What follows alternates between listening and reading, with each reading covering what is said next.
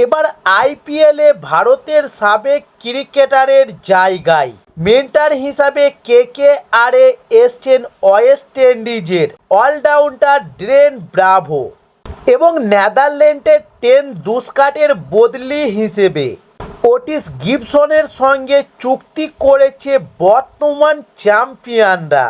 তবে দুবাইয়ে চ্যাম্পিয়ন ট্রফির ফাইনালে ভারতীয় দলের সাপোর্টার এবং কোচিং স্টাফদের মধ্যে যারা ছিলেন তাদের মধ্যে অধিকাংশই গতবার কলকাতা নাইট রাইডার্সের সাথে কাজ করেছিলেন। সেবার কেকেআর দুর্দান্ত পারফরমেন্স দেখিয়ে আইপিএল চ্যাম্পিয়নও হয়। প্যাট কামিন্সের সানরাইজার্স হায়দ্রাবাদকে হারিয়ে শিরোপা জয় করে শাহরুখ খানের ফ্র্যাঞ্চাইজি। তবে এবার অবশ্যই সেই স্টাফদের গ্রুপে প্রায় খলনায়ক বদলে ফেলেছে কেকেআর, কারণ নাইট রাইডার্স গতবারের মেন্টর গৌতম গম্ভীর ভারতীয় দলের কোচের পদে আসার সঙ্গে সঙ্গেই তিনি অভিষেক নায়ার এবং রায়ান টেন্ডুলকারদের জাতীয় দলে টেনে নিয়েছেন। ফলে গৈতির ফেলে যাওয়া আসনে ক্যারিবিয়ানদের তারকা ডেন ব্রাভোকে নিয়ে আসেন নাইট শিবির।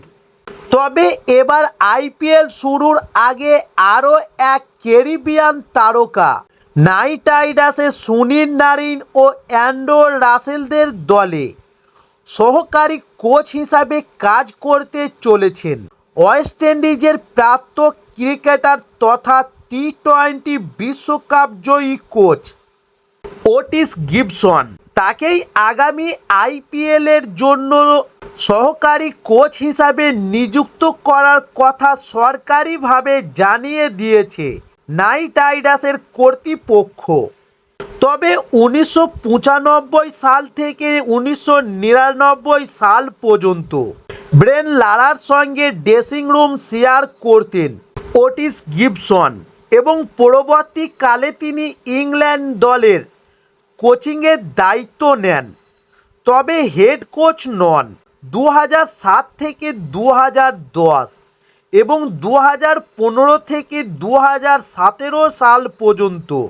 দুই মেয়াদে তিনি ইংল্যান্ডে বোলিং কোচ হিসাবে কাজ করেছেন।